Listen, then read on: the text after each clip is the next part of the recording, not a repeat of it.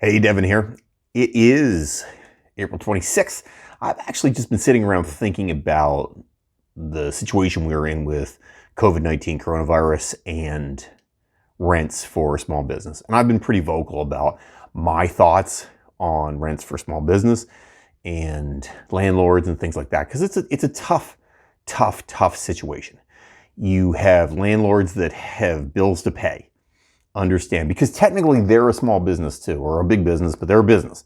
And you have businesses like mine who have to pay their rent but are not bringing any money in. So how does that work? Well, what happened in Nova Scotia for us originally was this rent deferral program, which probably was the stupidest idea the government could have rolled out. And basically it went like this. If you sign up for this rent deferral as a small business from me, if I'm renting from you, I'm leasing a space from you, I sign on to the deferral agreement with you, and I am guaranteeing that I'm going to pay that money back to you. So for 3 months, I pay no rent, but on the back end, I have to pay all my rent to you. And once I do that and I sign off on it, I'm going to pay it over a certain amount of time on the back end. Basically downloading the cost of coronavirus and the issues around it to the small business, me, to say, okay, you figure out how to pay it. You've lost 3 months of pay, but screw you, you'll be fine. And if I default and I go out of business, then the landlord gets $5,000 for 3 months, per month for 3 months, so 15 grand. So totally understand. It's a great deal for the landlord, or a better deal for the landlord. It is a terrible deal for the small business. And it was a Band-Aid solution that Stephen McNeil thought would be a great plan here in Nova Scotia. It was universally torn down and panned by everybody because it was awful. It was a stupid decision. It's not business. This is not how business works. And it was basically put together by some politicians who thought, you know what, I'm going to show you some eye candy. I'm going to say, look what I'm doing for small business, when really you're just giving the small business a huge bill. Okay. But on the other side, I do understand where the landlords are coming from, because they're like, hey, you know what? We have to get paid too. What are we doing? We have mortgages, we have loans. So every business is in the same boat. We just got to figure out how to do that and how to fix the problem. So along comes the federal government down the road and says, hey, you know what? We have a better deal. We're going to pay 50% of your rent for the next 3 months. Your landlord's going to pay 25%, and you're going to pay 25%, and that way the landlord, you're going to be able to be open. The landlord's going to get, 75% of their rent that they normally would get. Everybody's happy. And I thought, okay, a better idea, definitely a better idea. Problem number one, I'm still in the same boat, still paying 25% of my rent, and I'm not making any money. So how do I pay 25% of rent with $0 coming in? That's tough, but much better than the other option, but still not great. Number two, the problem that springs to mind for me is this. If I'm a landlord, why do I jump on that one and go, okay, I'll take 75% of my money for 3 months, and on the rent deferral, I'm going to take 100%, and I got a bailout on the back end? Why would I do that? No landlord really in their right mind, why would they sign on for that? It's not in their best interest. Yes, it is in the small and long term. Yes, it's in their best interest, because if the small businesses or medium-sized businesses go out of business, then the landlord goes out of business too, right? So we're in this symbiotic relationship where we have to work together. However, if I sign a rent deferral with you and I say, I'm going to give you 100% of your rent in the next year and a half, or whatever it happens to be, and then along comes the government and says, you can get 75% of it. Wait a second, who's going to jump on board with that? Doesn't make sense. It's not good for the landlords. Landlords are not going to say, this is a great deal. Unless it's mandated, it's not going to work. Especially if somebody's already signed a rent deferral agreement, they're never going to jump back in and say, oh, okay, well, let me take 75%. I'd like to take a 25% cut, please, on how much money I'm making. Nobody does that. And this is unfortunately the federal government has gotten to a point where they're starting maybe to have sort of this top-down idea, but it really is still not there yet. Here's the deal. No one, and I mean nobody, if you don't got a job, you can't pay your bills. I know that's not perfect English, but that's the truth. If you have no job, you can't pay your bills. So to say, pay your bills, doesn't make sense. Okay? That's the problem with the rent deferral. I lose 3 months of income, landlord's fine. Well, that's dumb. But on the other side, the landlord's saying to me, okay, wait a second. I can get 100% or I can get 75%. Which one am I going to take? Well, I'm always going to take the 100. Nobody's dumb enough to take 75.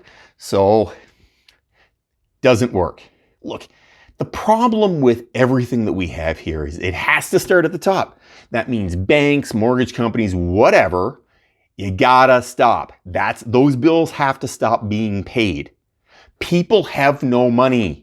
If you have no money, you can't pay it later. You can't say, oh, okay, don't worry, you'll work it out later on. Pay it all in 3 months. We're all going to reopen. Everybody's going to be happy. Not the way it's going to work, guys. It doesn't go that way. Bottom line, period. People lose 3 months of income. They're not balling out now. They have no money. So to say you got to pay it all back later doesn't make any sense. So who has to get on board? Banks. Banks and mortgage companies, lending companies, and the government. Look, in the end of the day, the government, that's our money. We own that. That money belongs to me. And it belongs to you. It does not belong to Stephen McNeil or Justin Trudeau or Donald Trump or anybody else. We pay the money. We own the money. That's how it works. So when they say, hey, we're giving you some money, well, that's nice, but we already own it. It's already ours. You should have done it a long time ago. Don't act like you're doing me a favor when you're giving me back money that I already own. It just doesn't work that way. In the end of the day, if you don't freeze all payments and slide it on the back end, then bad things happen. If I say to my landlord, I can't pay any money, well, the landlord's screwed, right? He's not in a good place or she's not in a good place. But if I have a lease and I extend my lease by 3 months on the back end, well, that makes sense. They get their money back. Yes, it sucks for them, but it also sucks for me. They lose 3 months of pay, but on the back end, they're going to get it. I lose 3 months of pay, but I'm going to have to extend my lease. It makes sense. With a mortgage, same deal. I have 5 years and 2 months left on my mortgage. Now I have 5 years and 5 months left on my mortgage. Makes more sense, right? I don't understand why it is the government just can't get this and just can't understand that the banks can't keep balling out. It cannot be that the banks continue to make as much money as they want. They have made billions, with a B, billions and billions of dollars in profit. And now they're saying, oh, but if we do that, we'll be out of business. Then you're horrible at business. Look, if I was making billions with a B in profit, I wouldn't give you a damn right now. I would not care. But I haven't, because my margins are razor thin and banks' margins are very big. Go transfer money to somebody. E-transfer money to somebody. You got to pay $1.50 to send your money to somebody else. Does it really cost them any money? No. They just want some cash from you. Banks are fine. Lending companies are fine. They have lots of money. They just want more of it. And I understand. Listen, I get it. You're in business. Totally makes sense. But you know what? If you keep going where you're going, everybody loses. And if everybody loses, you lose too, you dummies. So if their government doesn't get on board and say, we will legislate this, the banks will never stop. Banks love bailouts when they, you know what? Oh my God, I'm a bank. I need some money. I can't fail. I'm too big to fail. Isn't that what we heard in 08, right?